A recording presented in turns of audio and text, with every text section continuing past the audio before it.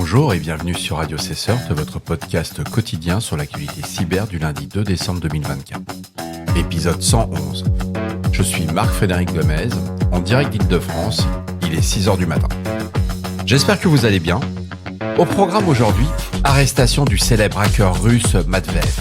La Russie a arrêté Matveev, un hacker impliqué dans de nombreuses attaques de ransomware à l'échelle mondiale.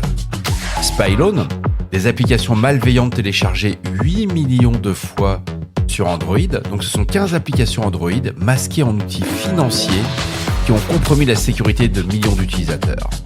Hacking de la banque centrale d'Ouganda, des cybercriminels ont infiltré la banque centrale d'Ouganda transférant illicitement des millions de dollars. Crack des protections de licence Microsoft, ça faisait longtemps qu'on n'avait pas vu celle-ci. Des hackers affirment avoir contourné les mécanismes de licence des produits Windows et Office, rendant possible leur activité illégale. Vous trouverez bien entendu tous les liens qui m'ont permis de créer cette revue d'actualité dans la description de cet épisode. Alors, nous avons appris durant le week-end que Mikhail Pavlovich Matveev, également connu sous les pseudonymes Wazawaka, M1X ou Boris Eklin, Uodiran Somewhere, est un criminel russe de 32 ans qui a été récemment arrêté par les autorités à Kaliningrad en Russie. Il est accusé d'avoir développé des logiciels malveillants, notamment des ransomware, et d'avoir orchestré des cyberattaques contre des infrastructures critiques occidentales. Matveev est associé à plusieurs groupes de ransomware notoires, tels que Logbit, Hive ou Babuk.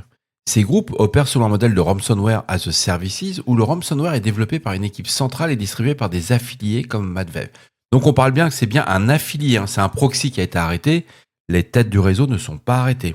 Donc les activités sous Logbit, Babuk ou Hive vont continuer. Les activités cybercriminelles de Matveev ont eu des conséquences significatives si réellement il a été arrêté, parce qu'on n'a pas la preuve tout à fait encore. Ces attaques ont visé des agences gouvernementales, des services de police, des établissements de santé et d'autres infrastructures critiques. Par exemple, en avril 2021, une attaque contre le Metropolitan Police Department de Washington DC a compromis des données sensibles d'après Bleeping Computer. Il faut retenir que les groupes associés à Matveev ont exigé plus de 400 millions de dollars en rançon et il y a environ 200 millions de dollars qui ont été effectivement versés, d'après CSO Online. Matveev a utilisé divers outils et techniques dans ces cyberattaques. La première, c'est le ransomware. Il a été impliqué dans le développement et la distribution de plusieurs variantes de ransomware, notamment sur Logbit, qui est apparu en janvier 2020. C'est un ransomware qui a été utilisé pour plus de 1400 attaques, générant plus de 75 millions de dollars en paiement de rançon. Babuk, actif depuis décembre 2020, a mené plus de 65 attaques avec des demandes de rançon totalisant plus de 49 millions de dollars. Ça donne quand même le montant des primes. On n'est pas sur les montants des rançons. On n'est pas sur des rançons de 5 dollars ou de 10 000 dollars. On est sur plusieurs centaines de milliers de dollars. Et enfin, Hive.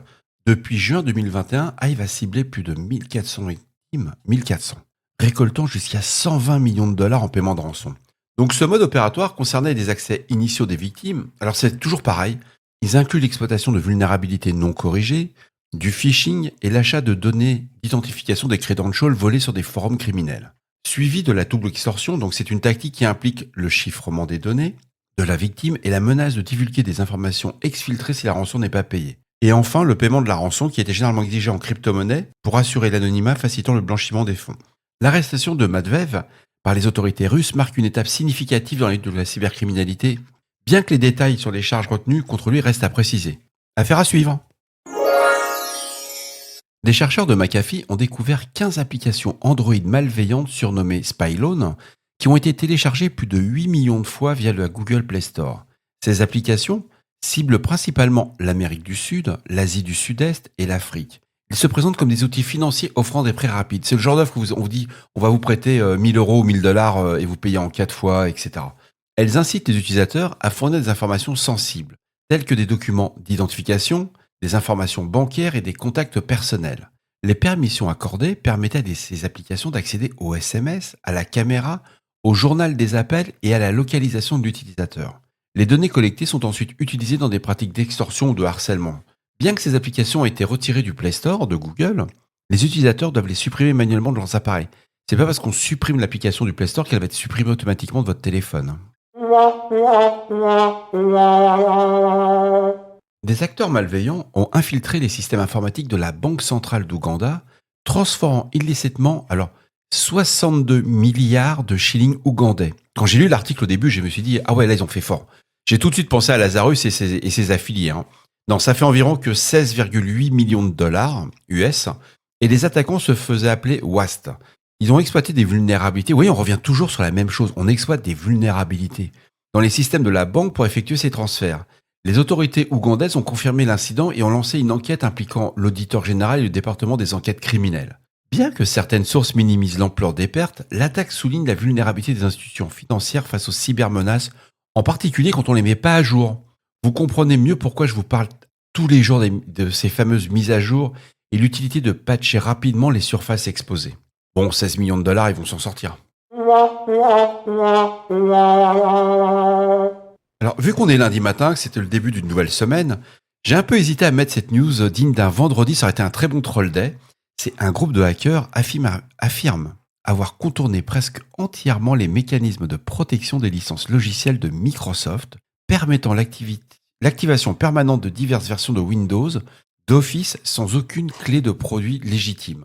Cette méthode fonctionnerait sur toutes les versions récentes de Windows, y compris les éditions serveurs, ainsi que les mises à jour de sécurité étendues, les Extended Security Updates, et les clés de licence en volume spécifique aux clients, les Customer Specific Volume Licenses Keys. Les détails techniques de cette méthode n'ont pas été entièrement divulgués, mais les implications pour la gestion des licences et la sécurité des logiciels sont considérables, et surtout une perte financière monstrueuse pour Microsoft. Mais tout le monde ne pirate pas ses licences. Et il ne faut pas oublier, c'est quelque chose qui existe déjà depuis plusieurs années, qu'on a vu à travers les différentes versions de Windows. On vous offrait des cracks, des patchs pour ne pas avoir activé les logiciels, mais généralement elles sont porteuses de malware. Et quand vous faites les mises à jour, ou que vous voulez faire un upgrade de système, c'est pas une bonne idée. Donc c'est du troll day, ça existe. Et si votre organisation, ou si vous êtes en tant que chef d'entreprise ou consultant, vous décidez de d'installer des logiciels craqués, vous êtes un fou furieux, c'est la police à la fin.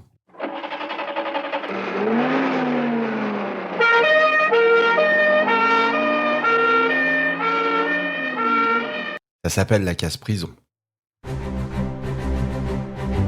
Et voilà, ce podcast de Radio Cesseur du lundi 2 décembre touche à sa fin. J'espère qu'il vous a plu, qu'il vous a apporté des informations utiles. N'oubliez pas, si vous avez des questions ou des suggestions de sujets que vous souhaitez voir abordés dans les prochaines émissions, laissez-moi un message sur le répondeur de Radio Cesseur au 07 68 72 20 09, 07 68 72 20 09. Je suis là pour vous. Je vous souhaite une excellente semaine. Prenez soin de vous. Couvrez-vous, ça caille un peu ce matin. Et à demain pour un nouvel épisode.